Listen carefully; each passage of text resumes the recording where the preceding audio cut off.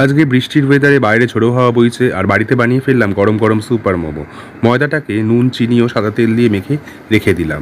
চিকেনটাকে মিক্সিতে দিয়ে পেস্ট করে নিলাম, তারপর তার মধ্যে মিশিয়ে দিলাম একে একে আদা কুচি, পেঁয়াজ কুচি, ধনেপাতা কুচি আর রসুন বাটা আর স্বাদ মতো নুন দিয়ে পুরোটাকে মিক্স করে রেখে দিলাম।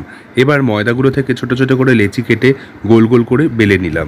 এবার মোমোটা ডাম্পিং করার জন্য যে স্টাফিংটা বানিয়ে রেখেছিলাম সেই স্টাফিংটা দিয়ে ভালো করে মুড়ে নিলাম। এবার স্যুপটা বানানোর জন্য একটা হাঁড়ির মধ্যে দিয়ে দিলাম পরিমাণ মতন বাটার, তারপর চিকেনগুলো দিয়ে স্বাদ মতো নুন দিয়ে নাড়াচাড়া করে জল দিয়ে দিলাম। একটা ঝাঁঝরি করা গামলার মধ্যে তেল গ্রিসিং করে নিয়ে মোমোগুলোকে সাজিয়ে নিয়ে স্টিম করতে দিয়ে দিলাম। ততক্ষণে বানিয়ে নিচ্ছে একটা চাটনি, যার মধ্যে টমেটো আর শুকনো লঙ্কা সিদ্ধ করে নিয়ে ওটাকে মিক্সিতে পেস্ট করে নিলাম। তারপর তেলের মধ্যে ওটাকে নেড়ে স্বাদ মতো নুন আর চিনি দিয়ে দিলাম। এবার ভালো করে নাড়াচাড়া করে চাটনিটাকে শুকিয়ে তুলে রাখলাম। ততক্ষণে মোমোটা স্টিম করা হয়ে গেছে। এবার স্যুপটাকে কমপ্লিট করার পালা। স্যুপটার মধ্যে একটা ডিম ভেঙে দিয়ে দিলাম আর স্যুপটাকে গাঢ় করার জন্য একটু কর্নফ্লাওয়ার গুলে দিয়ে দিলাম। তারপর গোলমরিচ দিয়ে স্যুপটাকে নামিয়ে ফেললাম। এই বৃষ্টির দিনে গরম গরম স্যুপের সাথে মোমো আর চাটনি দিয়ে খেতে বেশ ভালোই লাগে।